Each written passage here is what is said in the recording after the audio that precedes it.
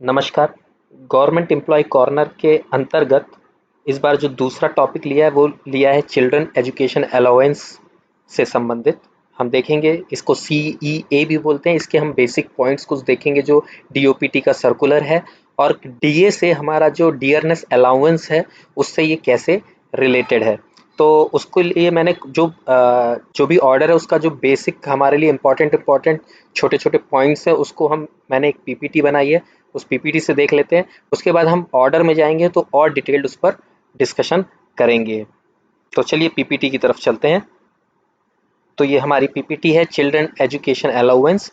इसमें हमारे लिए जो इम्पोर्टेंट पॉइंट्स है उसको हम देख लेते हैं। पहला पॉइंट है हमारा कि हर एम्प्लॉय अपने जो चाइल्ड के लिए क्लेम करेगा मंथली, वो ₹2250 यानी 2250 रुपये वो क्लेम कर सकता है, इर्रिस्पेक्टिव ऑफ एक्चुअल एक्सपेंस। मतलब अगर वो 2250 रुपये से ज़्यादा है तो भी उसको सिर्फ 2250 रुपये हर महीने के हिसाब से मिलेंगे। फिर हमारा इसमें नेक्स्ट पॉइंट है कि अगर बच्चा एम्प्लॉय का हमारा जो बच्चा है वो दिव्यांग है यानी फिजिकली हैंडीकैप्ड है, तो उसको मंथली जो है इसका जस्ट डबल हो जाता है, 4500 रुपये वो क्लेम कर सकते हैं, यानी ₹4500 हर मंथ वो अ, अपना क्लेम कर सकते हैं CEA के अंतर्गत। इसका जो तीसरा पॉइंट है वो है, अगर इम्पॉर्टेंट भी है, अगर बोथ स्पाउस यानी अगर हस्बैंड और वाइफ दोनों वर्किंग हैं, दोनों सेंट्रल गवर्नमेंट एम्प्लॉई हैं, तो उनमें से कोई एक ही व्यक्ति CA का लाभ ले सकता है। दोनों इसका लाभ नहीं ले सकते, वो गलत है। ठीक है, नेक्स्ट पॉइंट इसमें हम आते हैं। नेक्स्ट पॉइंट ये है कि चिल्ड्रन एजुकेशन अलाउंस के अलावा अगर हॉस्टल फैसिलिटी है तो हॉस्टल सब्सिडी के रूप में ₹6750 भी एम्प्लॉय जो है वो क्लेम कर सकते हैं। मतलब 6750 रुपये महीना वो क्लेम कर सकते हैं अगर हॉस्टल की फैसिलिटी। इसमें एक डिस्टेंस का क्राइटेरिया और है, जो जब हम ऑफिस ऑर्डर जो ऑफिस मेमोरेंडम में देखेंगे तो उसमें वो 50 किलोमीटर या कोई किलोमीटर फिक्स है, उस पर भी बात करेंगे।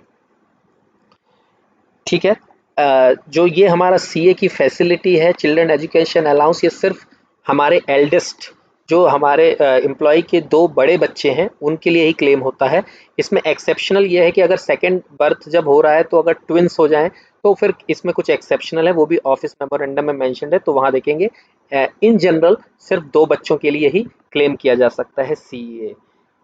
फिर इसमें एक एज का कॉलम है कि अपर एज एक लिमिट है कि आप बच्चे की किस लिमिट तक इस CA का क्लेम कर सकते हैं। तो वो उसकी लिमिट है 20 ईयर्स।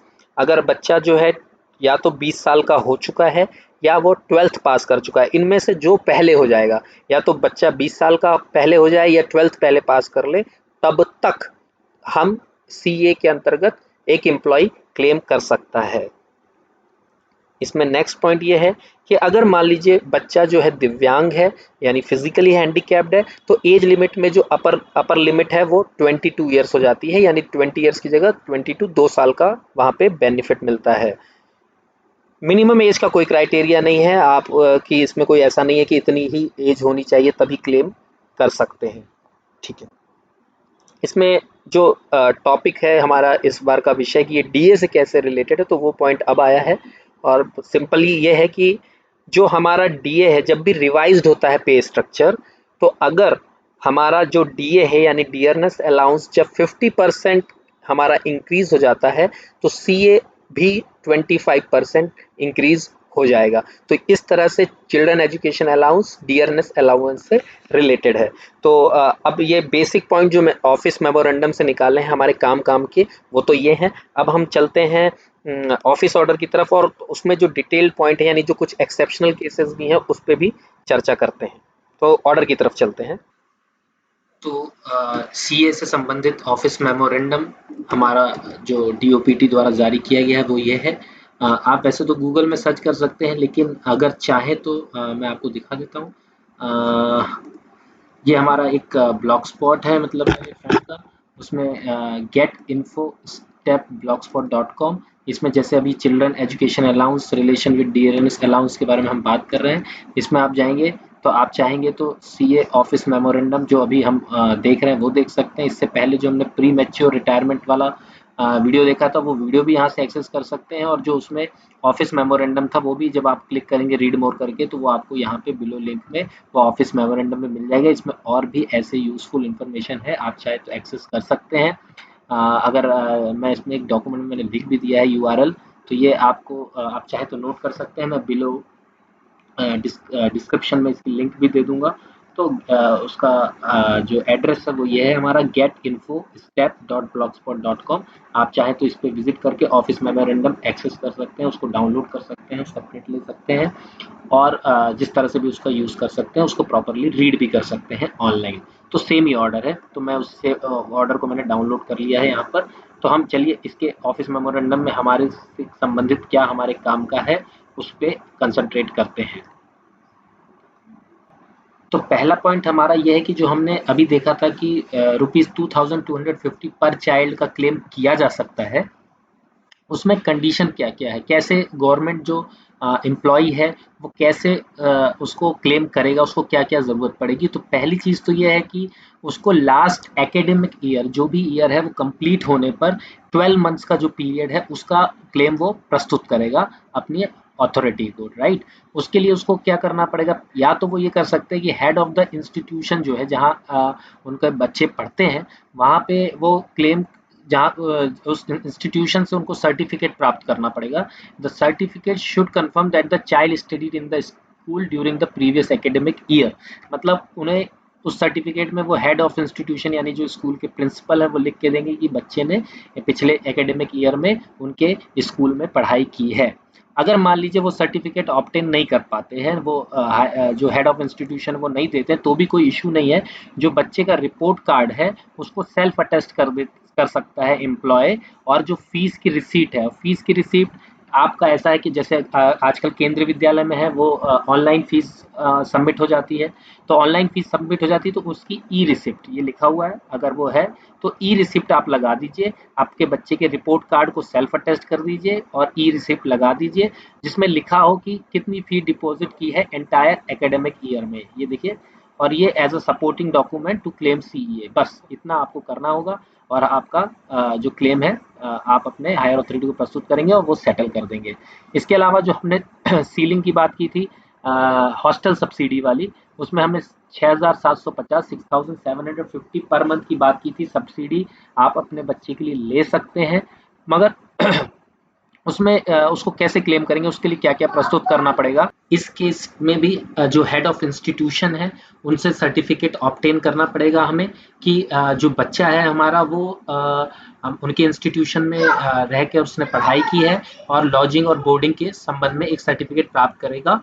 लेकिन अगर इस केस में भी ये छूट है कि अगर वो रिसीट उनको मतलब सर्टिफिकेट नहीं मिल पा रहा है किसी भी कारणवश, तो वो एक सेल्फ अटेस्ट कॉपी उनके रिपोर्ट कार्ड पे लगाएंगे। उसमें ओरिजिनल फीस और या रिसीट हो या ई रिसीट हो, उस ई रिसीट में या जो रिसीट है फिजिकल रिसीट है उसमें कितना अमाउंट लॉजिंग और बोर्डिंग में लगा है उस रेसिडेंशियल कॉम्प्लेक्स में रहने के लिए वो प्रोड्यूस करना पड़ेगा, तो ही हॉस्टल सब्सिडी का बेनिफिट लिया जा सकता है। ठीक है जी। डी पॉइंट और ई पॉइंट में दिव्यांग बच्चों के लिए जो डबल अमाउंट है वो हमने डिस्कस किया था। और कैसे ई पॉइंट में ये है हमारा कि कैसे हमारा सीए इंक्रीज होगा डीए के अनुसार, वो हमने डिस्कस कर लिया है। तो नेक्स्ट पॉइंट पे चलते हैं हम।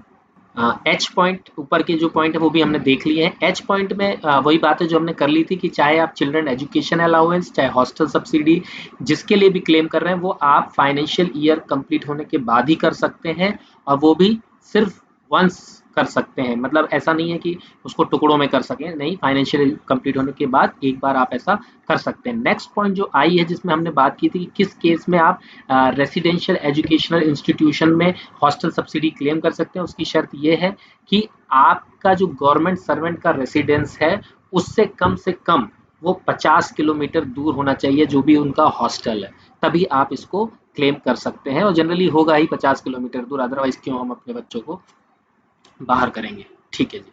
जे पॉइंट अच्छा है, उसमें ये कहते हैं कि भाई अगर बच्चे के लिए आप क्लेम कर रहे हैं सीए या हॉस्टल सब्सिडी तो वो उस पर्टिकुलर क्लास में उसका क्या परफॉर्मेंस था इससे क्लेम का कोई ताल्लुक नहीं है। ऐसा नहीं है कि अगर बच्चा क्लास में फेल हो गया तो उसको फिर वो उनके पेरेंट्स जो हैं या government employ children education allowance या हॉस्टल सब्सिडी क्लेम नहीं कर सकते, ऐसा बिल्कुल नहीं है। उनको बाकायदा वो क्लेम मिलेगा, वो क्लेम कर सकते हैं और वो रिम्बर्समेंट उनको मिलेगा। इसमें एक कंडीशन ज़रूर ये है कि अगर मान लीजिए बच्चा जो है एक केंद्र विद्यालय में पढ़ता था, फिर वो सेम आप उसको फिर उसी क्लास में किसी और स्कूल में ले जाते हैं, जब इवन दो वो उस क्लास को पास कर चुका है, ठीक है, अगर वो 6th क्लास में था, उसने 6th क्लास पास कर लिया आपने, लेकिन दूसरे स्कूल में शिफ्ट कराया अपने बच्चे को और वो फिर आपने 6th क्लास में एडमिशन करा दी या मिड सेशन में आप उसको ले गए, तो आप फिर चाइल्ड एजुकेशन अलाउंस को नहीं क्लेम कर सकते, वो रिम्बर्सेबल नहीं होगा। नेक्स्ट पॉइंट है, भगवान ना करे कभी किसी के साथ ऐसा हो, मगर अगर गवर्नमेंट सर्वेंट की अगर किसी कारणवश डेथ हो जाती है तो चिल्ड्रन एजुकेशन अलाउंस या हॉस्टल सब्सिडी तब भी उस बच्चे को मिलेगी। उसमें शर्त सिर्फ ये है कि जो उनकी वाइफ है या वाइफ की डेथ हुई है तो हस्बैंड है, वो किसी भी और गवर्नमेंट सर्विस में नहीं होना चाहिए। गवर्नमेंट सर्विस से मतलब ना तो वो किसी सेंट्रल गवर्नमेंट में एम्प्लॉयड हो, स्टेट गवर्नमेंट में, ऑटोनोमस कोई बॉडी हो, पीएसयू, सेमी गवर्नमेंट जो ऑर्गेनाइजेशन होती है लाइक हमारे यहाँ म्यूनिसिपलिटी होती है, फिर इस ऑर्डर में लिखा है जैसे कि पोर्ट ट्रस्ट अथॉरिटी, या कोई भी ऑर्गेनाइजेशन जो पार्टली या फुली फंडेड हो सेंट्रल गवर्नमेंट या स्टेट गवर्नमेंट से, ठीक है, तो उस केस में जो है बच्चे को इस सीए या हॉस्टल सब्सिडी का बेनिफिट नहीं मिल पाएगा।